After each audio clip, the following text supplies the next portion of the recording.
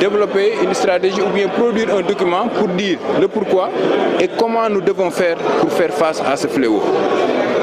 Autre aspect aussi, c'est de voir comment le COMNAC peut porter la parole du Sénégal dans des instances internationales. Aujourd'hui, nous avons des conseils techniques, aujourd'hui nous avons des organes. Par exemple, au niveau de la COP, nous notons pratiquement plus de 30 à 40 participants, selon les secteurs. Mais aujourd'hui, on devait tout faire pour permettre au COMNAC de jouer pleinement son rôle avec l'appui et l'accompagnement de tous les acteurs qui gravitent autour de l'environnement et des changements climatiques.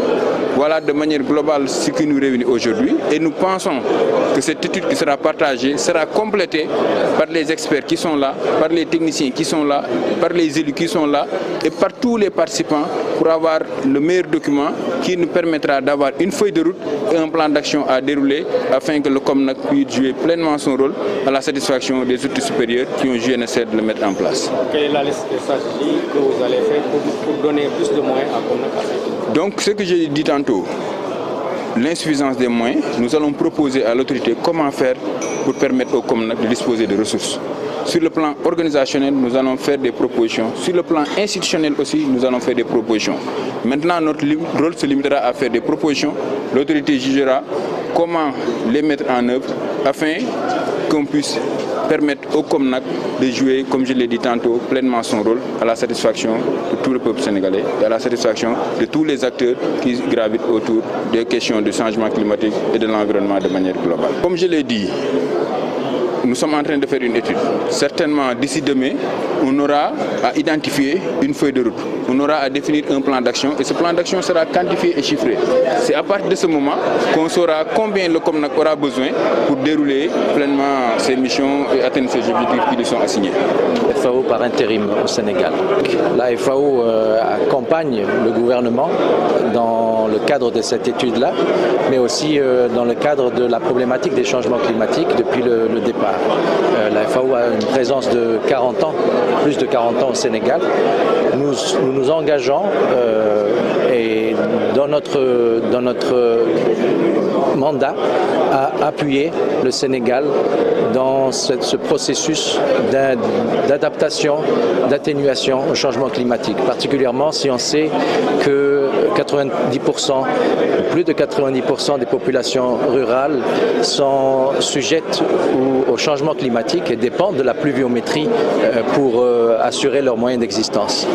Nous accompagnerons et nous continuerons d'accompagner le gouvernement du Sénégal à travers notre appui technique, nos divisions techniques et notre présentation ici au Sénégal.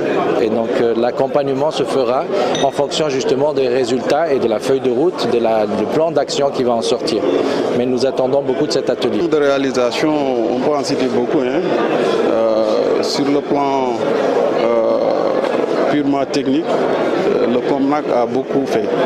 Il a depuis sa création, parce que n'oubliez pas que le COMNAC a été créé en 1994 et ça a été par des experts dans le domaine des changements climatiques qui se sont regroupés pour créer ce comité qui a accompagné le gouvernement du Sénégal dans sa politique concernant les changements climatiques.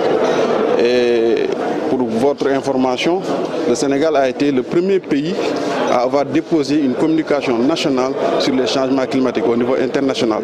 Et c'est avec l'accompagnement du COMNAC que ça a été fait depuis 1997.